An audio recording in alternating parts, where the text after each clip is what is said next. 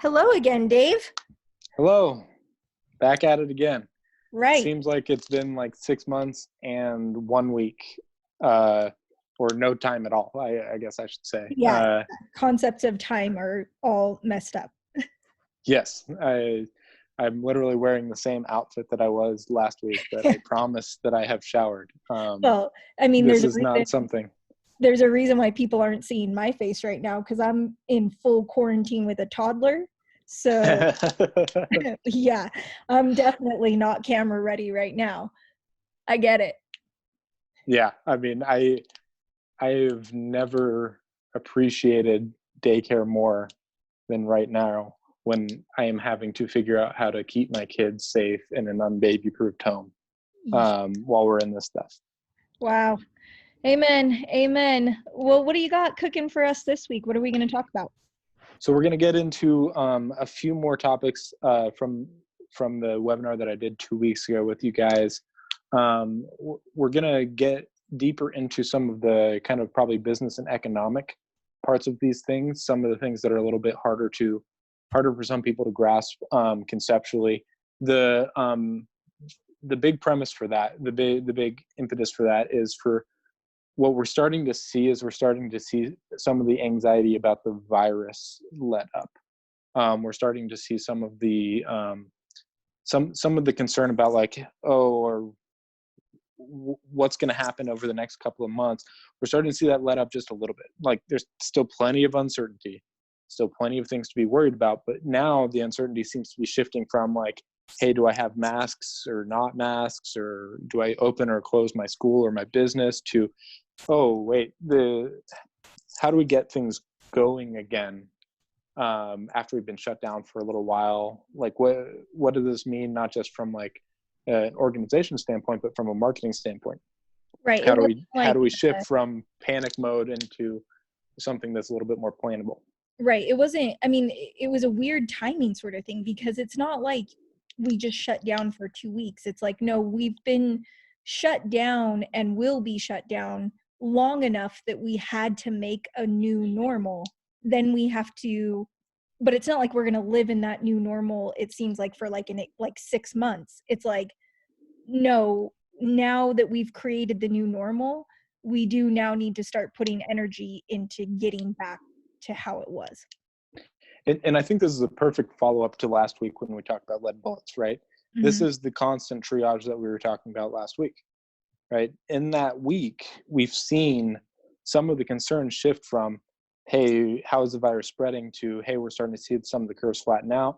Great job, everybody, doing some of the social distancing. It looks like we can start to open up parts of the economy again. Oh, wait, we still have to worry about the economy. That's kind of where we're at. All right. So I think where I wanted to start is this is the exact right slide. So what we are seeing here, what I've been seeing more than ever, talking with the people that I have a connection with, is how closely tied together the marketing of the business and the operations of the business actually are, especially at this time, right? And I talked about this a little bit last week, there are parts of the business that can fly on autopilot, and a lot of times marketing kind of is run by a guy or a team or an agency that is very distant from the day-to-day operations. And that works because we're in pretty normal times, and the messaging and the targeting can be very, very almost scalable or very repeatable. That's not the case at this time, right? We are still very much in the mode of, hey, how does my marketing affect my business, which affects my cash flow, which allows me to either have employees or even be able to market again? And some of that can be very, very tricky to plan out. I did want to kind of jump into the next topic here, which is the difference between fear, anxiety, and panic. If you watched my webinar 2 weeks ago, you know that there is a difference in between those three words. If you want to jump to the next slide, and we see that, fear and anxiety, you can read through some of these. I'm not going to read through them again today, but it's unpleasantness. It's talking about danger, pain, threat, uncertainty, nervousness, unease. If you own a business or you're doing marketing for a business, you're getting very comfortable with these emotions over the last little bit. Um, that shouldn't lead you to panic, which is a sudden uncontrollable fear or anxiety, often causing wildly unthinking behavior. It's the unthinking behavior that we're trying to avoid. We want the good parts of our evolution to come out during this. The fear and anxiety that sharpens our senses and heightens our ability to notice things and react to them. That's what we want. What we don't want is the part of our biology that makes us want to run and hide in a corner or jump off a cliff or whatever it might be. So kind of what we're going to go through today is how can we avoid some of this wildly unthinking behavior. Stephanie and I were talking just before we got on about some of the things that she's seeing, some of the places that she's been seeing businesses. Well, actually, let's go back just a little bit. Can you jump to the next slide, Stephanie? Mhm. This is what wildly unthinking behavior looks like. It usually takes the form of one of these two things. You either pull the plug on everything and say like, hey, I've got a cut on my arm, and you try a tourniquet, right? You try a tourniquet and you amputate that arm. Like, whoa, you probably should have just applied pressure to that cut. You should have controlled the bleeding that way and saved the arm. Or what you do is you take wild shots in the dark. You come up with dramatic shifts to your strategy. You drive the car by jerking the wheel left and right. What are you guys seeing there at Oozle as the ways that you've seen some businesses handle this better than others as far as avoiding the panic? Stephanie? Yeah. So Dave, I this weekend actually I spoke with some other agency owners because I wanted to get an understanding of what other agencies who even work in different industries than the ones we work with, what they were seeing. And across the board, I definitely think there was absolutely a group of people who said, turn everything off. Just, we don't know what's going to happen. Pull the plug. I need to have kind of a freeze moment. Now, I do think some of the people who said that needed that just to kind of Right. get their bearings. Right. And then they were ready to come back again. But actually, these owners and I were talking about the difference between the attitudes and clients sometimes, where we at Oozle, thankfully, I think we have a lot of clients who are literally coming to us on the phone and saying, I am going to make it through to the other side. Like, Right. I am committed to coming out of this. And so what do I need to do to make sure that that happens?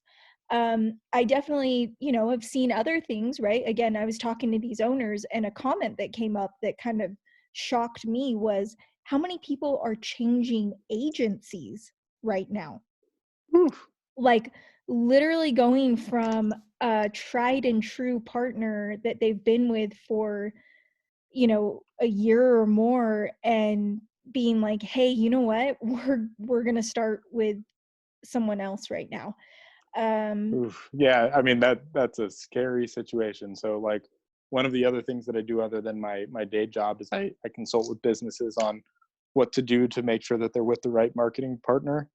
This is a scary time to go and try and jump into somebody's onboarding process versus kind of reading the turns and figuring out where you need to be positioned to Right. carry some momentum. I was really shocked by some of that I've seen. And then, again, just watching the way that certain markets are playing out and having to go to clients and say, somebody is making an active push into your realm, into Yes. what used to be your territory. And now you have to make a decision as a business owner of how you're going to react to that. Because now you're Yes. not on the offensive, you're on the defensive now. Yeah, and we'll get into that in just a little bit here. But yeah, that is a huge decision that a lot of people are running into is, hey, if I pulled back all of my marketing, I mean, Google's not just going to let all of those eyeballs go away. Like somebody is showing that they are interested in your product. If you're going to pull back all of marketing, one of your competitors is going to bid on your brand name. in Google search. Yep. I mean, it's 100% guaranteed. That's actually the only advertising that I turned on during all of this, because I just jumped into a new company. We haven't kind of gotten into the flow where we can get into more heavy advertising.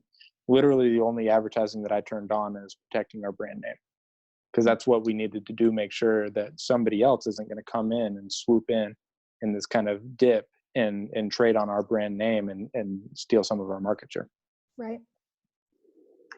Yeah. So I like what you said about like, hey, some of these people that paused for a second, that was the right thing to do.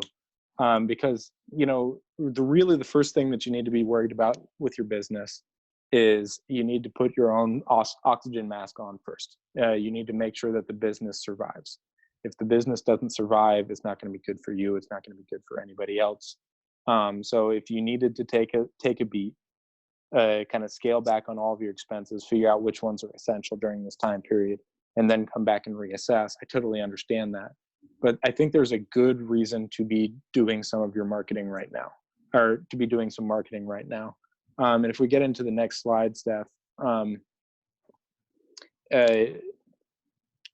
the reason that you need to be protecting some of your business right now is because as we start to get into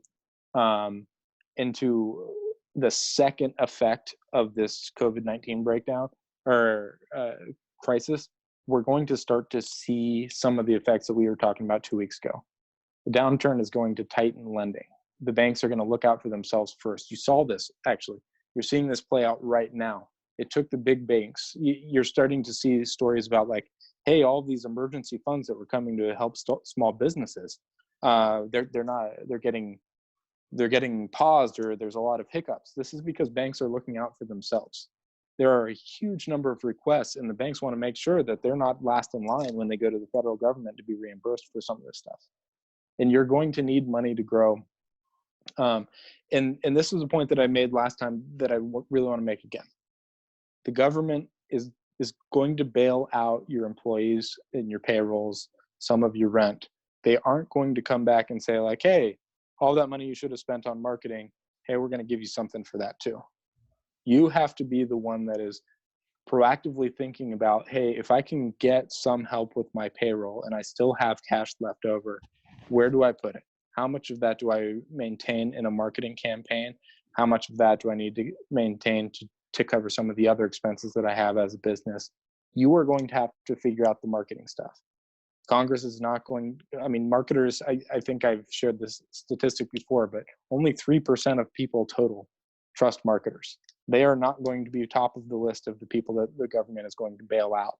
So you are going to have to protect your marketing. You are going to have to be the one that thinks about, how do I move cash around? How do I keep some in reserve to do marketing? And the reason that you need to do that is because there's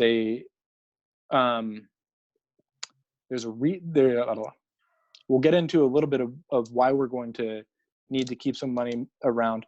But I did want to talk really quickly about, if you're still wondering about what's available to your business, go to coronavirus.gov/small business, see what you qualify for.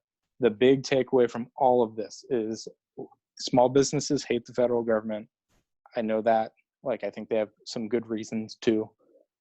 If they are offering to give you any of that money back that you pay for that, you pay them month over month, year over year in taxes, please go get in line to get some of that help. It is your money that you are getting back. It is not, you're not stealing it from somebody else's tax base. You have been paying taxes for a long time. Go and get some of that money back.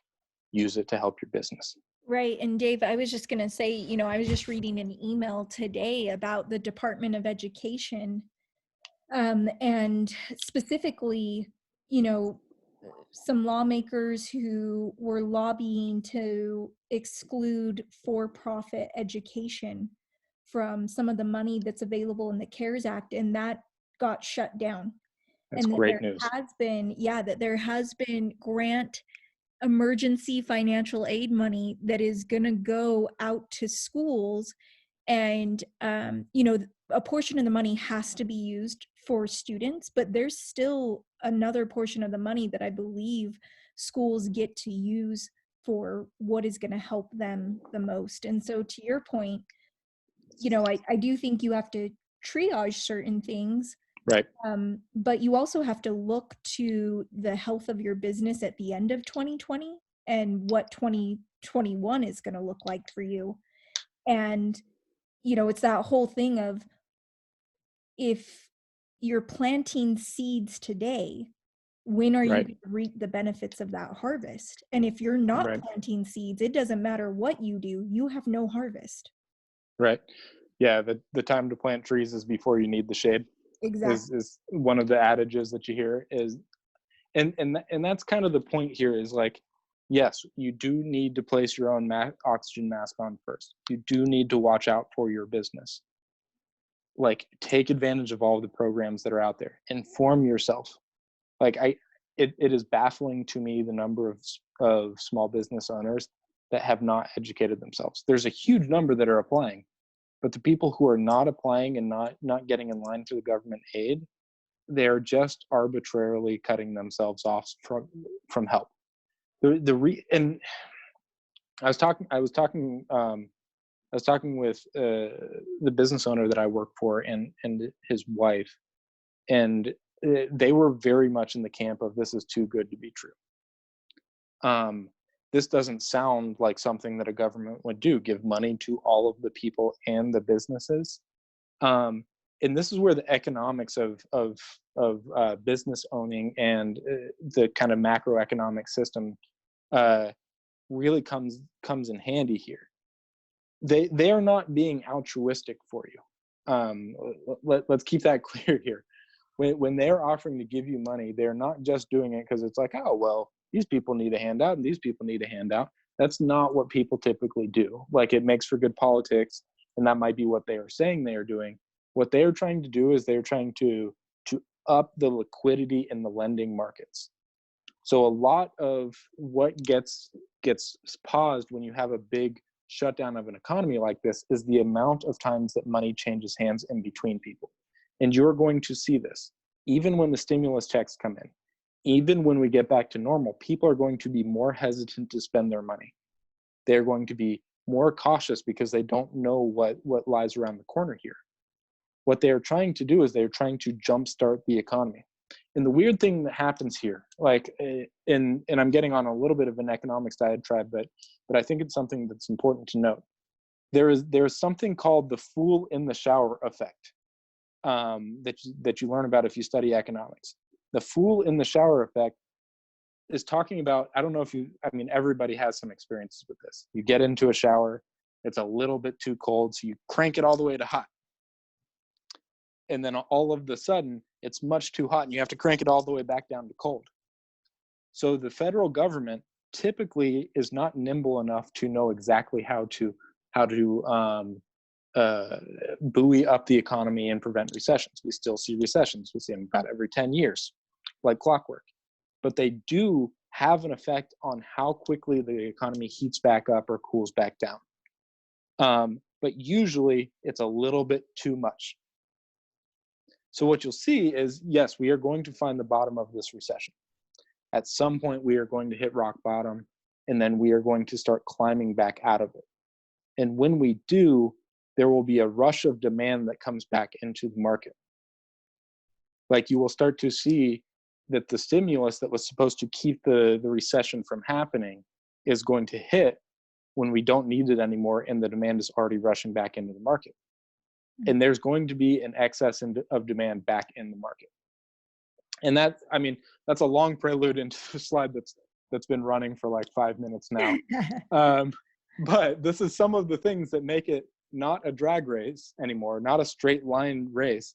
This is the sort of thing that you have to be taking into consideration. There are turns, there are things that you have to drive around. In that sort of race, the most nimble car wins, not the fastest car. And the reason that the most nimble car wins is because it carries momentum. It carries momentum around the turn, and then when that big straightaway comes after the big curveball that you get thrown, then that car is positioned to take up all of that straightaway with straight speed and momentum that they've carried through that turn. And that's kind of what we want to get into with the last really big part of what we're going to talk about here. because what that means is if you are smart about how you handle your money and handle the momentum and handle what you're doing from a marketing standpoint, there's actually a huge opportunity to grow, not in revenue, but in market share. And this is some of the stuff that I was just barely talking about. It's going to take time for the economy to speed back up. It's going to put people out of business. And that putting people out of business when the pie is small is going to open up an opportunity for your business. So let's get into that next slide. So this is an example that I shared before, but I really want to kind of zero in on it and talk it through a little bit more. When business is good, when there is a lot of people buying, there will be people with less developed processes, less quality products that kind of come in and bite at the edges of the feeding frenzy.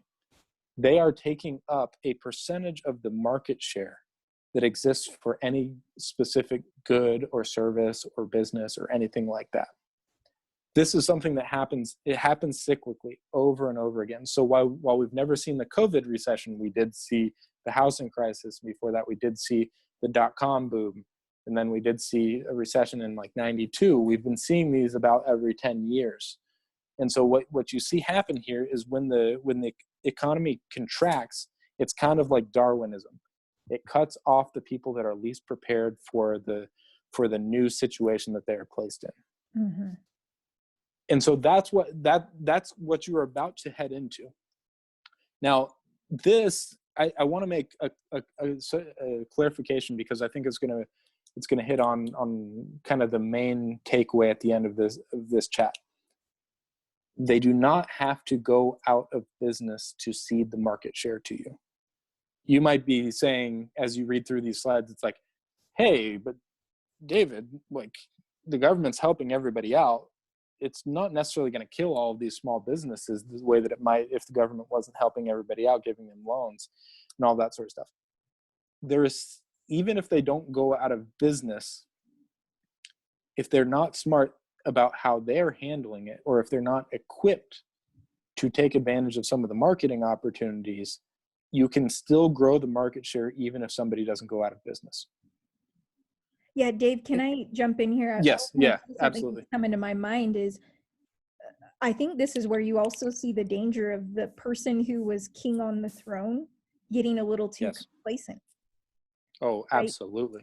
Right? And this is the time where that competitor who was nipping at your heels, who you thought, no, I've had way more time, they're never going to knock me off my throne. This is when they sneak in and get you. No, I mean, I mean, anecdotally, I know of several people that Oozle works with that have kind of ratcheted down budget only to feel like, oh, wait, when I left the marketplace, some of my competitors are bidding on my brand name. They're bidding on getting some of the search terms that I would normally bid on at a reduced rate, because I didn't even show up for the market. I didn't even show up to the auction to even go and bid. So like I said, you don't have to go out of business in order for this to be true. But the people who are able to stay in business, the people who are able to continue some semblance of business as usual, show up to the auctions where the eyeballs are available for purchase. I mean, I'm talking about ads here specifically. Google ads is mostly what I'm talking about here. What you're going to see is that they're going to grow in market share. So in this example, think about this as 10 competitors bidding on your keywords in a Google Ads campaign. If 5 of them leave, and they're relatively reasonably distributed here, that means that 33% of the market share just goes to you by default. And this is what we've talked about a couple times on the Oozle webinars, or I've seen you guys talk about multiple times on the Oozle webinars, in that PPC ads are on sale. What that means is that inventory is going to get sold to somebody. Google is not going to Google can't put those impression shares in a freezer and pull them back out when times are better. They are going to sell those eyeballs to somebody. and who they're going to sell them to are the people who are still showing up at the auction. So what this means is like, and in this example, if you go back to the last slide just for a second, I want you to notice the revenue goes from 200K in revenue to 150K in the next slide. Right. So when the recession hits, you have lost $50,000 of the revenue. Like, that is a huge loss. And you can jump back to the next slide again. So during the recession, what you'll see is you can actually lose revenue and increase your market share. So some businesses will actually see a loss during this time period and still gain market share. And that's important because in the last slide, when that demand rushes back, when that faucet that we've turned from very cold to very hot becomes very hot, if you can maintain that percentage of your market share before the other people can jump in and get it, that 33% increase in market share is actually a 60% increase in revenue. So there's a huge upside to being able to carry some of this momentum through this downturn. I know the next slide is what we've been seeing with Oozle, right? Like, we've been seeing some of the impressions continue to rise while the cost per click has stayed low, but we're actually starting to see even the other side of this start to come back. Is that right, Stephanie? We're starting to see some of the indications that the demand is coming back as well, not just the impressions. Yeah. So again, just for our folks at home, impressions are the eyeballs, right? How many people see your ad? The clicks, the demand in search, or how many eyeballs are available, that is what we're seeing come back up, is basically more active searching, more availability to reach people who are sending signals that they're interested, it's on their mind, versus having to plant the seed or give them the idea. Right. I mean, and that's an excellent clarification, because kind of what we were saying, 1 or 2 weeks ago is saying like, hey, jump into YouTube ads or display ads where the impression shares have gone up because more people are spending time on social media. But you might want to shy away from some of the more demand-based marketing or advertising that we did. And usually that means Google search. When people are ready to convert, they go to Google search and they say, hey, where's a beauty school near me? Or they search for something like beauty schools like this trend. And usually what you see in, and I'm talking specifically for profit education or trade schools here, you start to see a demand that comes back sooner in a recession for trade schools, because a lot of people are in this transitional unemployment phase. And we are starting to see that demand come back. And I'm going to harken back to something that Stephanie said in a webinar with Google a couple of weeks ago. What we should be doing here, what this should mean for you, is that you should be talking much, much more often with your advertising, whoever's running your ads for you. You need to be on the phone with them pretty regularly to start to see what the demand looks like. And really that demand should be the thing that is driving how much budget you're spending. Does that make sense, Stephanie, how I'm explaining that? Yeah, because I think one of the things that I saw too with some schools that I thought was really smart, and we also said this in our PPC webinar, was, look, if your budget is normally, like, let's say, $20,000 a month for PPC ads, and demand naturally goes down because people are really panicked about a virus and a pandemic, and they've got more important things on their mind. If you don't change that budget, it doesn't necessarily hurt you, because for PPC, at least with the search ads, with the demand-based marketing, you can only spend with what demand is available. So if you left this is what we saw happen with Oozle clients, for people who left a good amount of padding or the door open, we just weren't able to spend the full budget But what it meant was they were absolutely showing up for the demand that was there. Right. And I've been hearing you talk about like, hey, maybe they weren't getting 50 leads a week this at this time period like they would in a normal year, but maybe they're getting 40. Right. Right. And yeah, that's definitely something we saw, like people whose average lead count, again, let's use clean numbers here, like 50, like, okay, you're for a pretty hefty budget, you were getting 50 leads a week. That drops down, and maybe somebody who turned their budget off completely is now seeing 8 leads a week. But for people who left the budget open, they're seeing 40. It's not Right. 50, but it's certainly way more than 8. Right. And that like I'm doing the math in my head on the example that I shared up above.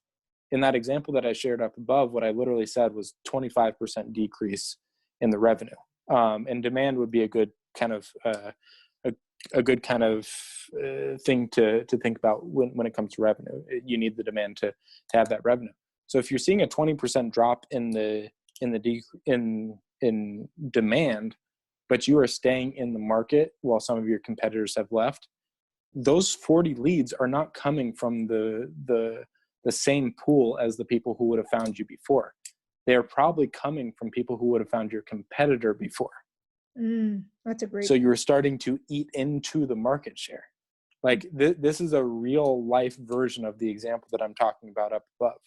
Like if we think about people showing up to an auction as market share, the people who are showing up, it's not that their demand overall has only dropped 10% or 20%, like in the examples you're using, right? The demand has dropped less than that or more than that. But you are taking up a bigger portion of the market share by staying in and letting the demand dictate how much your budget should be. So you are actually stealing leads and potential students from one of your competitors when you stay in. Right. That's where I think it's almost like, don't try and call the market. If you're saying something Right. like, I'm going to pull back to 5,000 and see what happens, and then try and, maybe add a little onesie twosies there. Again, I think the better way to do it, and the way that you can sleep easier at night knowing that you're covered, is just give it some padding and see what actually bends through the demand. So, and I want to clarify something because I literally just had this conversation with business owner I'm working with. He's like, okay, so does that mean that budget is all going to get spent? What Stephanie is saying here is like, open up the ability of the person who's buying the ads for you to spend up to where the demand merits. Right. So let's kind of put it in round numbers. Maybe let's say like, hey, if you can spend up to $10,000 so long as the cost per lead stays under $100 cost per lead. Right. This would be a good check on it, right? Because at $100 cost per lead, almost every beauty school out there can make money. I mean, that if they are doing their admissions right, at $100 a lead, you should be making money. Right. But if you spent $10,000 and your cost per lead went up to $200 and $250, then only some beauty schools are going to make money at that range. Some people are, but only a few of them. So yes, you need to add padding, but you need to add conditions if you're in the business owner seat. So maybe you want to say like, hey, you can spend up to this much money, but I want to make sure that like the cost per lead stays below a certain amount. Or you could say, spend up to this amount of money, but I don't want to increase my impression share above what it was before. These are terms that a kind of an advertiser would be able to understand better. But what it is, it puts downward pressure on how much you're going to spend on Google so that you're not just spending money willy-nilly. It lets the demand of the market dictate, hey, are there people out there that I can get at a cheap enough price where it makes sense for my business? That's a great point, Dave. Yeah, I like the counterbalance of, okay, what is, and there have been times when we've really had to talk with clients about like, here's why cost per lead is not the metric to focus on.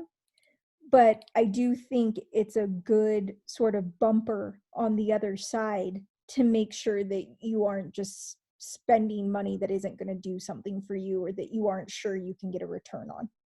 Right. Right. I mean, luckily, if you've been working with somebody like Oozle Media or something like that, you should have a pretty good history of like, hey, this is what a good cost per lead for me looks like. This is what it's going to look like. We're seeing great numbers of people doing virtual tours. Maybe they're not going to immediately come in for a May start date or something like that. But if you keep those leads warm and you continue to market to them, you should still see a percentage of those come in and come through as conversions when we're able to open up the schools again. Right. All right, Dave, I So, got behind in slides. So this was the next Lee, one. yeah, let's go there for right now. You said something a little bit earlier that I wanted to kind of call out. That's why I left this slide in here. During a time period of downward demand, what you're going to see is people come in and try and do the thing that you do cheaper. People are going to lose their own jobs. People are going to say like, oh, I can teach you how to cut hair or something like that, or do lashes. I don't know what it would look like in this scenario.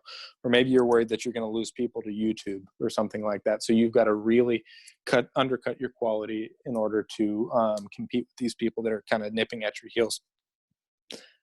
I don't think that that's necessarily the case. A lot of our clients are having great success with distance learning. But you've also told me about some clients that have kind of just shut it down for right now because they don't have a strong enough community to carry distance learning through what's happening. Right. You got to make a decision based on your core values. When the playbook goes out the window, stick to those core values. Let them guide you through some of this stuff. Because those core values, if you start to undermine them now, you're not going to get them back when the demand comes back into the market.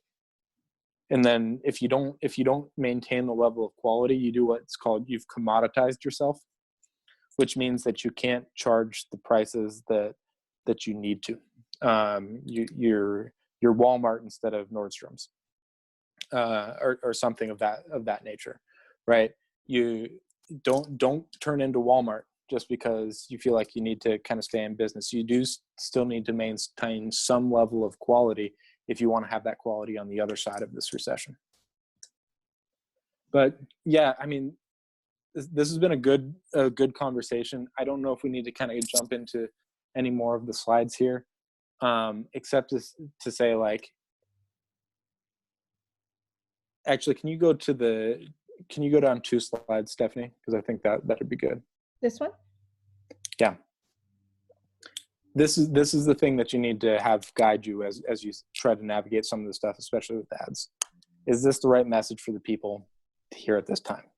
Are you reaching the audience in the right way, at the right timing, with the right message?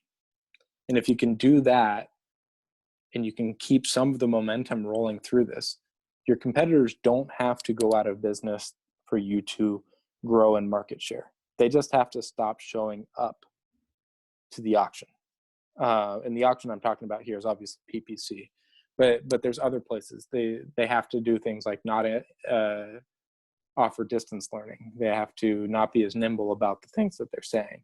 If you can keep talking, keep getting the right message in front of the right person, that's how you carry momentum through some of these turns and set yourself up for the straightaway that's coming. Yep. And if you go down one more slide, let's just leave on that, because I think it's always a good reminder. It is a lonely, hard time to try and figure this stuff out. I know Stephanie, personally, as COO, has been jumping on the phone with clients to try and help them sort through this. Go find yourself a partner that can help you sort through some of this stuff. Don't try and do it alone. Draw on the years of experience of a good marketing partner. That's what I would say. Definitely. Thanks, Dave, for your wisdom. I mean, some of the points you brought up, I just think were really even eye-opening for me. And I feel like I've been really in this for the last couple weeks. And I'm like, oh yeah, that's a good point. Or like, oh yeah, we got to remember to explain that better and make sure our clients understand that, because I know that we're totally focused on, again, if our clients come out stronger, we're going to come out as a company as well. And I love hearing the attitudes of, I just have so much respect for business owners, and especially these school owners who are so passionate about the education and the service that they are providing to their students, and that they are just determined to come out the other side of this and to come out stronger. Right.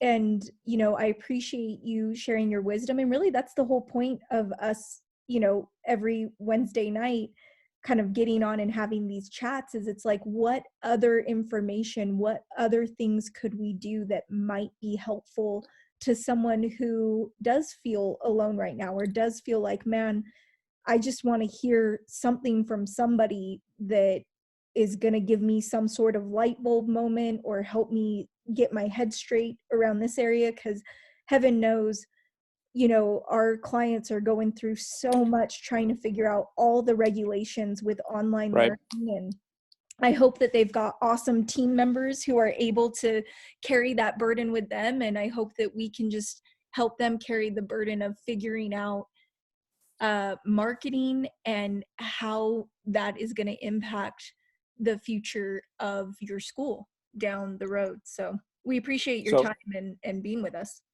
I'm going to give one more plug here, Mm-hmm. Steph, at the end of this. That kind of brought up something that I would say here at the end.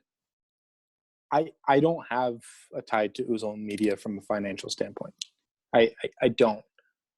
Also, my core mission, even when I was at Oozle Media, was not necessarily to sell or to be the biggest marketing agency on the planet. I really, really want to help small businesses. And I can tell you that there's a lot of weird or bad information out there about some of this stuff. And I think that's kind of the theme of this. And I'll be a little bit blunt here, because I've talked with a lot of clients in a kind of a one-on-one while I'm doing marketing for them sort of context. When you're trying to talk with somebody about their own marketing campaign, sometimes they can't see some of these lessons. So like if you're too close to it, you sometimes miss some of the stuff that we would talk about in here. And having a format like this where we can talk about it and we can talk about some of the things that we're seeing, and it's not so personal to the person who's running marketing or running the business right now, allows for some of those light bulb moments to happen. That's why I've enjoyed having these conversations with you over the last couple of weeks and doing the webinars. Is it gives me an opportunity to have conversations where it doesn't feel like I'm trying to sell somebody on something. We can just get down to like, hey, this is what I would be doing as a small business owner right now with my marketing. Yeah, well, I think we're going to keep having these chats, and there will be other Oozlers who jump on and talk more about their areas of expertise with you. We'll let you go for this week, and we'll do it again. We'll see you again soon. Let's do it next week. Sounds good. See you then. All right. Thanks, Stephanie.